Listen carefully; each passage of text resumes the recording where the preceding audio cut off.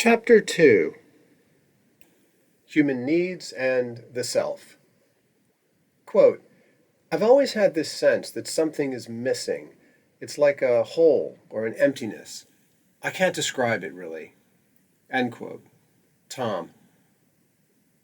In this chapter, we will be exploring the impact of childhood trauma with respect to the core human needs that we all share, what can be called universal human needs.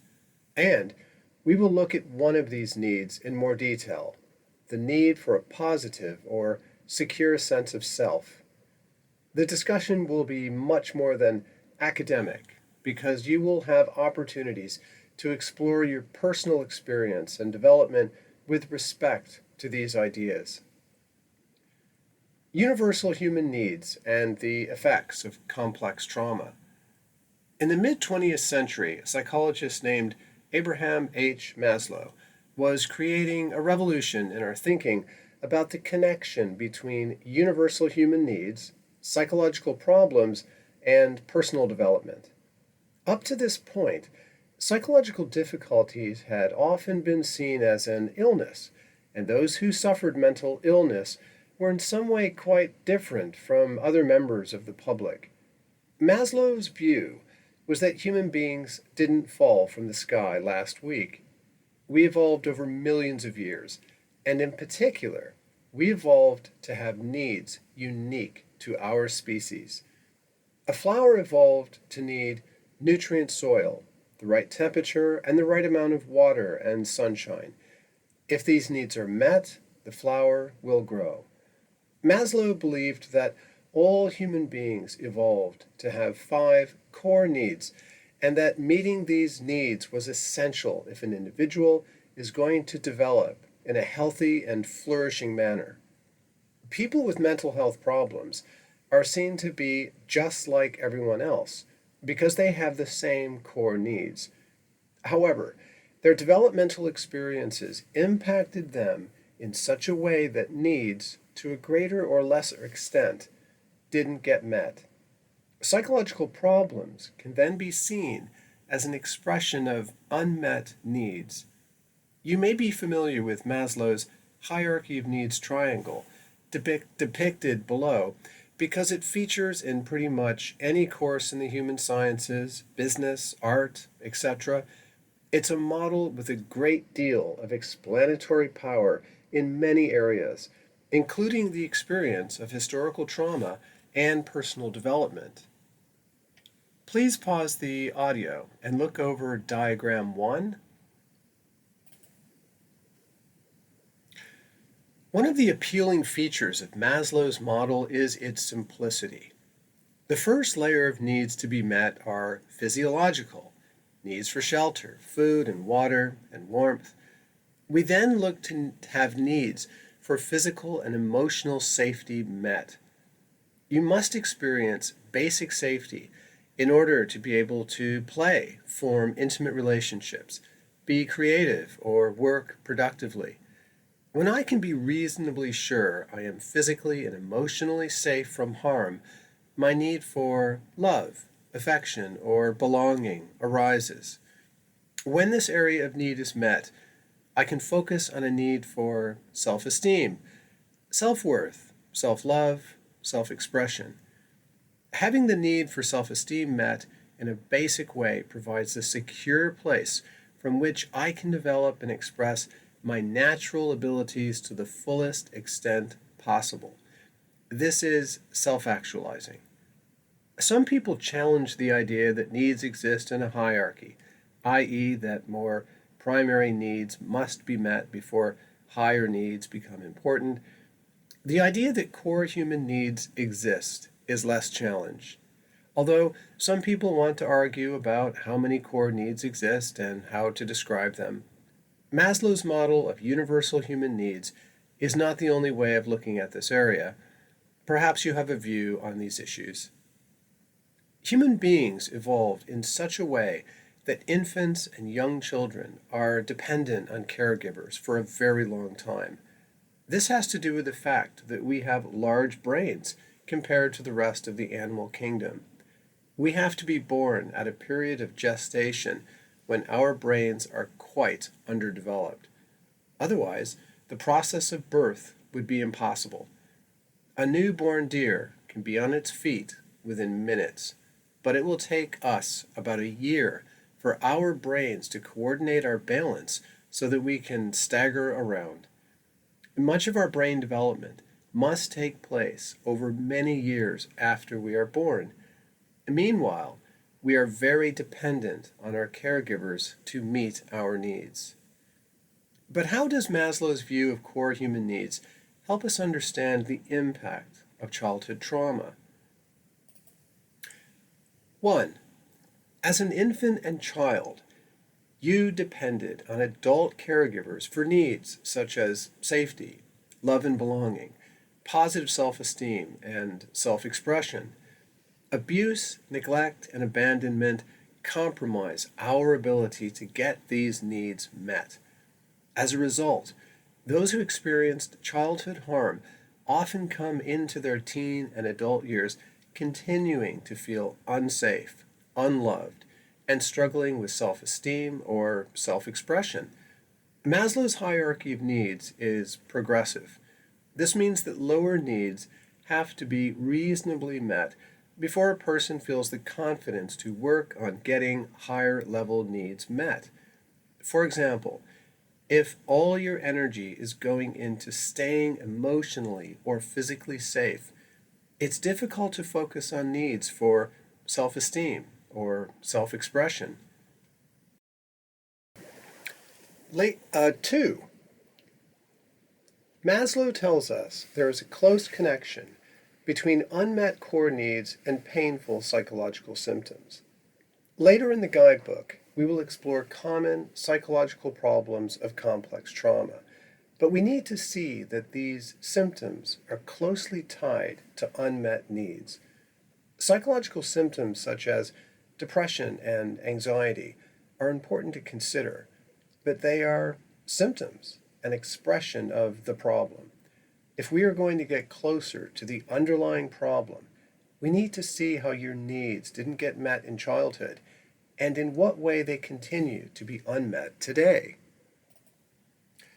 Some models of therapy can focus almost exclusively on painful psychological symptoms like depression, anxiety, or PTSD.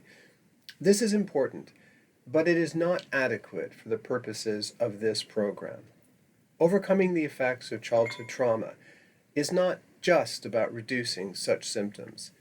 It's about taking control back and developing yourself, relationships, and life so that you can be as free as possible from the effects of past abuse.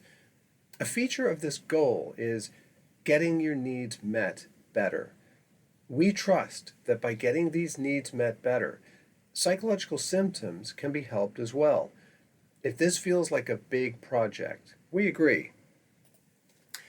Exercise 1, Exploring Needs. In Chapter 13, you'll have an opportunity to explore your needs in more detail with a view to deciding how you want to develop yourself and your life. For the moment, can you identify with Maslow's point of view? Do you have some sense of the core needs which were unmet for you during childhood? Please pause the audio and do some journaling with Exercise 1. The self and the messages you received. One of the core needs Maslow highlighted was a positive, confident sense of self. As mentioned in Chapter 1, a problem with self-concept is a core diagnostic difficulty for complex post-traumatic stress disorder. See PTSD. So we felt this area deserved further attention.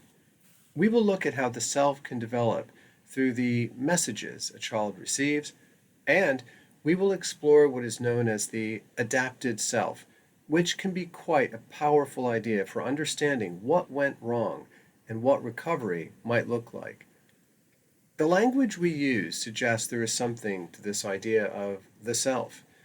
We use words such as self-worth, self-concept, self-image, self-confidence, self-knowledge, and so on.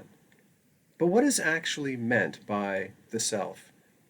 The self is not a part of me like the hair on my head or my nose.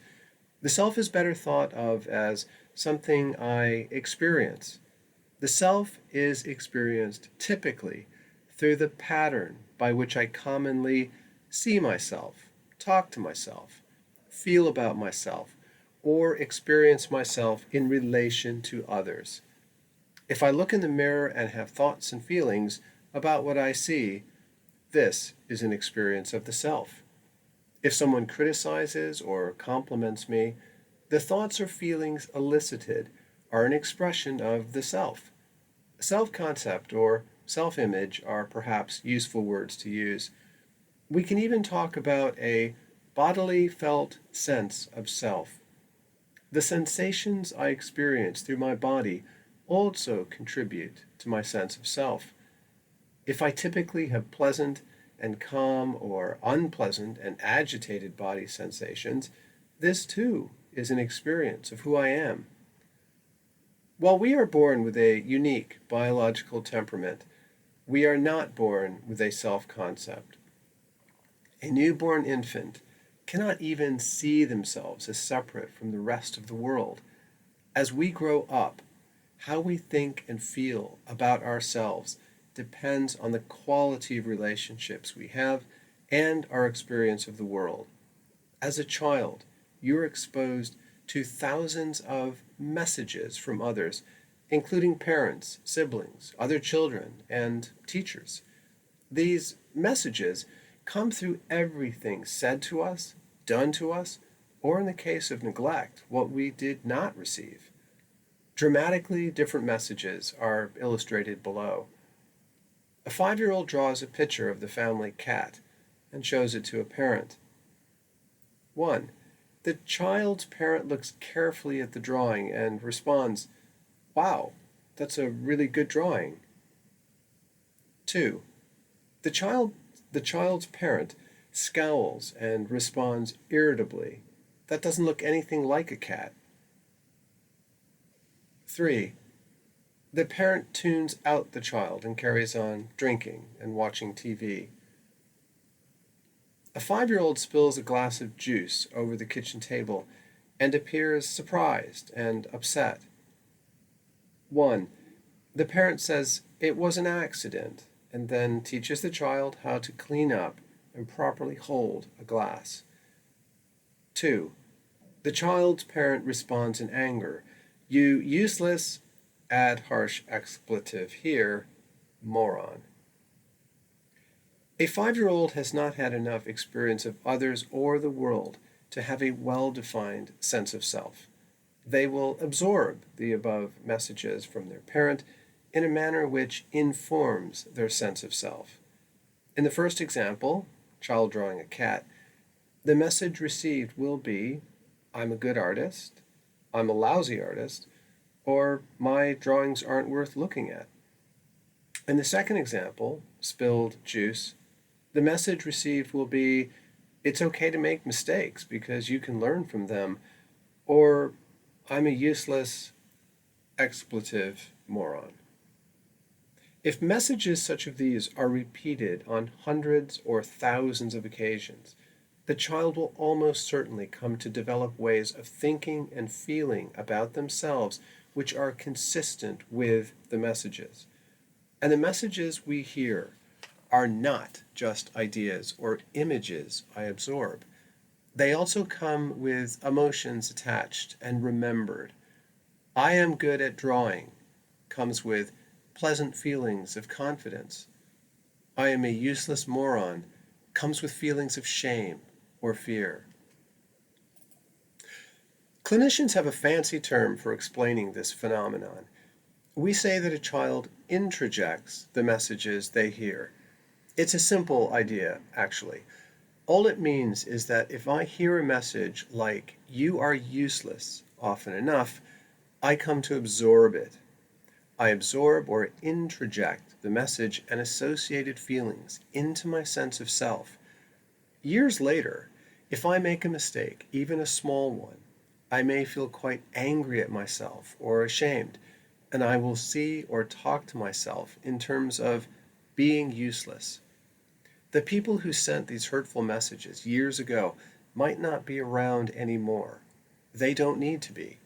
Those messages have become a part of who I am, and I can see myself and talk to myself in ways consistent with the hurtful messages I heard many years ago.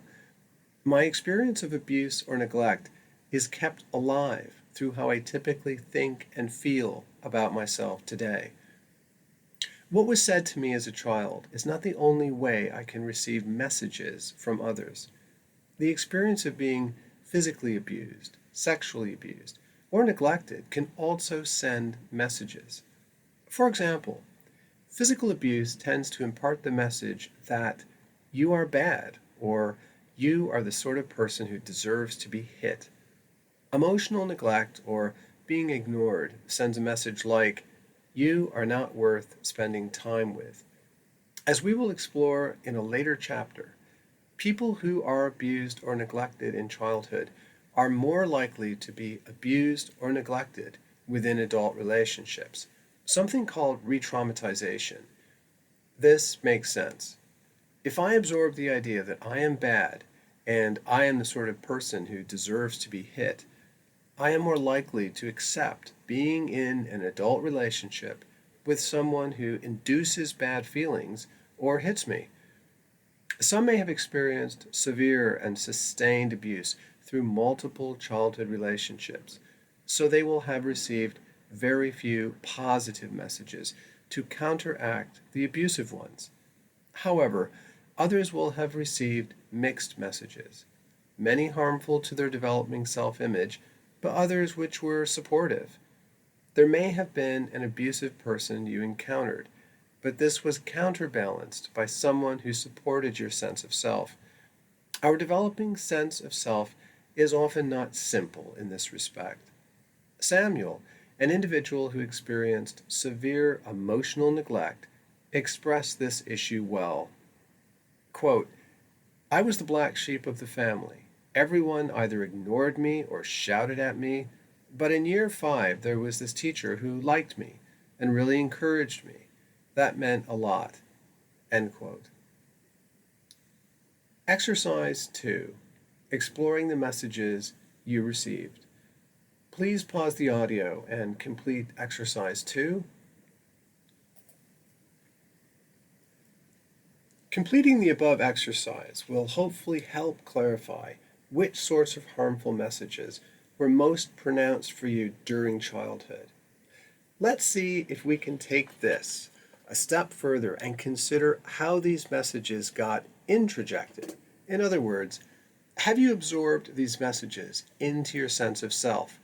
Are the messages you received in childhood still alive through your daily experience? Do you continue to relate to yourself in ways which are consistent with the harmful treatment you experienced as a child? To help you explore this, let's consider Alan. Alan was a 40-year-old man who experienced emotional and physical abuse from his father and did not get protected by his mother, a woman with serious mental health issues. Remarkably, Alan completed university and became manager of an IT department that looked after the computer systems of a large organization. Recently, Alan made a few relatively minor mistakes at work and had become so distraught that he had taken sick leave, convinced that he was incapable of doing his job. To keep busy at home, he had drilled a hole in a ceiling for a new light, and the hole had been too large. Quote, so now I've got this hole in my ceiling and I can't even put the light in. I'm just useless. If I can't even drill a hole, that's the right size, how in the world can I manage a department? Seriously, I feel like a waste of space. End quote. I'm just useless. I feel like a waste of space. For Alan, this language will feel very much like his own words, but these words clearly reflect the abusive messages imparted to him by his father throughout childhood. The highly punitive way Alan punishes himself for minor mistakes today expresses all the harmful messages he experienced in childhood. Alan had introjected these messages, and they have become a part of his self concept. Your experience won't be quite the same as Alan's, but perhaps you can identify with Alan in a manner which helps you explore the messages you received in childhood and how these messages are still kept alive for you today. Below, you have an opportunity to summarize in your own words what you think are the most problematic messages you received. Reviewing where you placed X's on the lines above may help. Also, can you continue to talk to yourself today in ways which reflect the experiences of harm you experienced in childhood? Please pause the audio and continue journaling on this topic in the space you will find in the guidebook. The adapted self. We will explain what the adapted self means in a moment, but let's begin by clarifying what a child needs as they are developing. What a child needs reflects Maslow's hierarchy of needs, but let's put it in terms specific to child development. A child needs to receive 1. Care for basic needs, feeding, warmth, sleep. 2. Physical and emotional safety. 3.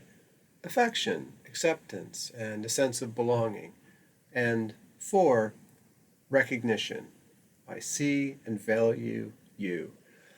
For these needs to be met, there needs to be at least one adult who is emotionally attuned to the child, i.e., can correctly understand and respond to the child's needs in an enduring manner. Emotional attunement is critical in every respect because it underlines an adult's ability to respond to any of the child's needs. To understand the adapted self, we need to appreciate that the needs indicated above are so important that a child will do pretty much anything to try and get them met. If necessary, a child will adjust their behavior, bury or ignore their feelings, or pretend to be something they are not. If a child experiences abuse, neglect, or abandonment, they will adapt their emotions and behaviors to try and get safety, affection, or love, or a sense of belonging or recognition. So, the adapted self is who the child becomes to try to get these needs met. If a child has to adapt their emotions and behaviors on a regular basis, these emotions and behaviors begin to seem normal or just who you are. Because children are small and vulnerable, they tend to be very sensitive to the expectations or demands of carers. Of course, any caring parent will set healthy boundaries and expectations for their child, such as regular bedtimes, brushing teeth, or keeping things tidy. However, children need to grow up in circumstances where they are confident they will be safe, loved, and valued no matter what. Unfortunately, in circumstances of abuse or neglect, children frequently experience what have been called conditions of worth. Conditions of worth are conditions a child imagines they must meet to gain others' acceptance, inclusion, or approval. Sometimes it's not just conditions of worth, it's conditions of safety. Tom never knew his father and experienced neglect and emotional abuse from his mother. When he came out as a gay man in his teens, he experienced bullying and rejection, exacerbating his earlier experiences. He often seemed emotionally numb and barely able to describe what he was feeling. Quote, "It just wasn't a good idea to have emotions when I was little. My mom would get pissed off or ignore me if I was upset or scared. It's like I just wasn't supposed to ever get upset or need anything." End quote. Tom was experiencing conditions of worth such as don't have or express emotions and don't be needy. Children like Tom will adapt to circumstances of neglect and abuse by learning to ignore or suppress their emotions or by not asking for anything. Recall how we said that the self is the pattern of how I learn to think about or see myself. In order to adapt to circumstances of neglect and abuse, Tom was learning to see himself as someone who should not express emotions or needs. This is exactly what the adapted self means. It's the self you become as you try to adapt to abuse, neglect, or conditions of worth. As mentioned, if you spend much of your childhood adapting to difficult situations, the adapted self just begins to feel like the person you are. The adapted self becomes how you typically feel, think, or behave, and it can seem normal. Exercise 3. Conditions of worth or safety. Basis for the adapted self. Please pause the audio and complete exercise 3. So, the adapted self is who a person becomes as a response to conditions of worth or safety. Many years later, these ideas can exist as a deeply ingrained part of a person's sense of self. Here's the big problem. As this adapted self develops, you will need to deny very real parts of yourself. We mentioned Tom a moment ago. As a response to emotional abuse and neglect, Tom's adapted self includes ideas such as don't express emotions like anger and don't ask for help. So, Tom learned to deny or ignore feelings like anger, and he is in the habit of never letting others see when he needs help. Psychologists sometimes say Tom has split off these feelings or needs. When a child has to deny or split off parts of who they really are, they live in a state of contradiction. They have feelings and needs that they imagine are not safe to experience or express. So, these feelings and needs have to be buried or ignored. Tom came to therapy because his wife was threatening to leave him, and he was distraught. His wife was frustrated with him because he was so closed off, distant, and depressed. This makes sense. Tom's adapted self required not allowing himself to have feelings like anger or to ask for help. At 35, the adapted self is still operating, but now it is a real problem for his marriage and happiness. The adapted self can take many forms depending on what characteristics had to be denied in order to get some safety or recognition. Juliet's mother was a heroin addict who provided little care for Juliet or her two younger siblings. Juliet told us, quote, I had to dress my younger brother and sister and get us food from around the house a lot. I was changing diapers from the age of 6. It was just normal, I guess. It was like this role I had. End quote. Don't think about yourself and serve others was a condition of worth and safety for Juliet.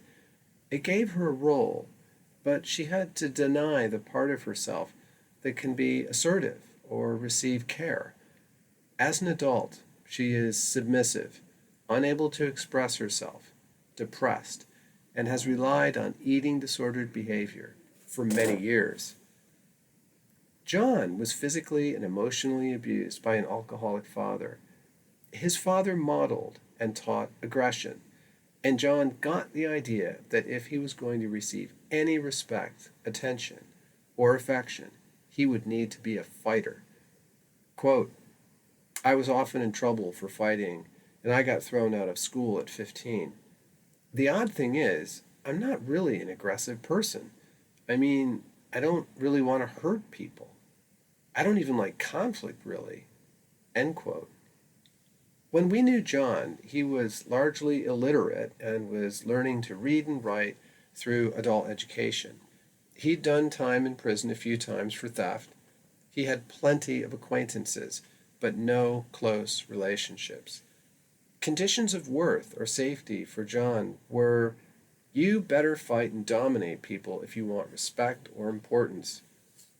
John became a fighter, but he denied or split off the sensitive and caring parts of himself and a willingness to be vulnerable in relationships.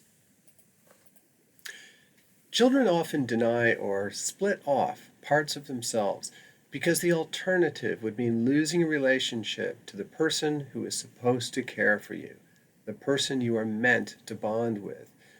Van der Kolk captures this idea vividly. Quote, "For many children, it is safer to hate themselves than to risk their relationship to their caregivers by expressing anger or running away. They survive by denying, ignoring, and splitting off large chunks of reality. They forget the abuse. They suppress their rage or despair. They numb their physical sensations. If you were abused as a child, you are likely to have a childlike part living inside you that is frozen in time, still holding fast to this kind of self-loathing and denial." End quote. In a moment, we are going to consider the unadapted self, or those aspects of you that might have developed if you had felt safe and cared for. But before we move on, an important point needs to be made. It's not correct to simply say that the adapted self is bad or unhealthy, and the unadapted self is good. It's not this black and white. We need to keep in mind that the adapted self developed in order to protect the child, to allow the child to try and get some limited needs met for emotional and physical safety, love, recognition, and a sense of belonging. The remnants of the adapted self which developed in childhood will still be a part of who you are today. The adapted self may cause you worry or stress and prevent you from getting certain needs met, but there can also be positive aspects. Maggie is a hairdresser who experienced emotional abuse from both parents, and a feature of her adapted self is that she is extremely sensitive to others. Quote, "When I am cutting hair, I am totally focused on my customer, and I want it to be just right for them. I worry a lot, and if there is even a hint of unhappiness, I can feel really upset, and sometimes I won't sleep. It's stressful, but I'm really good at what I do, and I've got loads of customers who won't let anyone else touch their hair." End quote.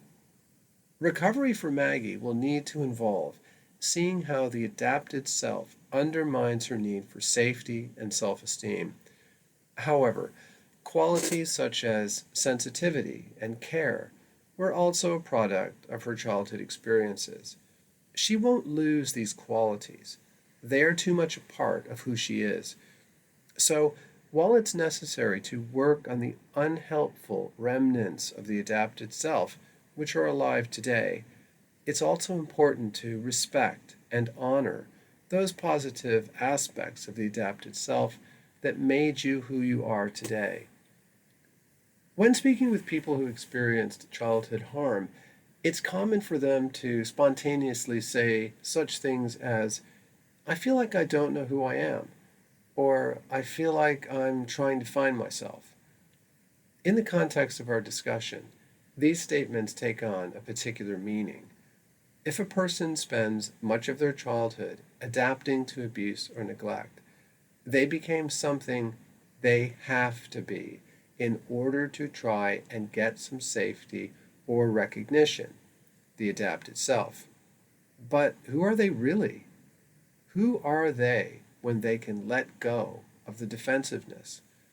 Who might they be if they could reclaim the parts of themselves they had to deny or bury? As adults, reclaiming lost parts of yourself is a way of understanding who you really are. Everyone who encounters adverse childhood experiences is unique, so who they are underneath the adapted self will also be unique. However, it's possible to consider what can be called the unadapted self. An individual's personality comprises all the patterns by which they typically think, feel, and behave in relation to themselves and others. Personality will always be the result of the unique biological temperament you were born with, nature, and your experiences, especially relationship experiences, nurture. Most parents with two or more children intuitively understand what biological temperament is. They know that aspects of their children's personality were baked in at birth. In other words, aspects of their child's personality are simply the product of biological temperament. Aspects of biological temperament can include qualities such as how sensitive, how cautious or adventurous, or how introverted or social a person is. We can understand the unadapted self in the following way. Let's say that throughout childhood there was at least one person who had been consistently attuned to your emotions and needs, and then provided dependable care, affection, and protection from harm. If we combine these experiences of nurture with the biological temperament you were born with, we can perhaps get some inkling of the unadapted self. Put simply, the unadapted self is who a person becomes when they do not have to adapt to significant childhood experiences of threat or conditions of worth. If you find the term unadapted self a bit cold, you can use terms like your natural or original self. But what is your unadapted self? As mentioned above, the unadapted self will be unique because you are a unique individual. However, there are certain general features of the unadapted self which are more likely for those who received enduring care and protection in childhood. These include having access to feelings, body sensations, and needs. You may have experienced conditions of worth or safety, such as if you want to be safe or accepted, you had better focus on the needs of others. Accessing or developing the unadapted self often means being able to attend to all of your emotions, including anger, fear, and sadness. It means being able to pay attention to body sensations and being able to access your core needs. Self expression, agency, and industry. Conditions of conditions of worth, such as be quiet, don't talk, don't act spontaneously, etc., can crush self expression and self confidence. Accessing the unadapted self can mean developing self confidence, self expression, finding your voice, and getting hold of a stronger sense of self agency. It might not have been safe as a child to be playful, spontaneous, or creative, so these characteristics may need to be discovered or developed. Intimacy and self protection. If a child lives with threatening circumstances, they learn that getting close to people is dangerous, so the adapted self keeps people at a distance, or may be aggressive or resistant. It can mean never allowing yourself to be trusting or vulnerable, leading to isolation and loneliness. The unadapted self does include protecting yourself when necessary, but also means allowing yourself to be open and vulnerable with the right people so that you can experience intimacy. It means learning when to put your guard up and when it's safe to lower it. Capacity for self compassion and self care. If conditions of worth or safety include ideas such as think about and care for others, ignore your own needs, etc., a person's capacity for self compassion and self care can get compromised. Accessing or developing the unadapted self can mean developing skills for self compassion and self care. This is certainly easier said than done. And there's a whole chapter on this area later on. Exercise 4. Getting a sense of your unadapted self. Please pause the audio and complete exercise 4. This concludes the audio for the chapter on human needs and the self.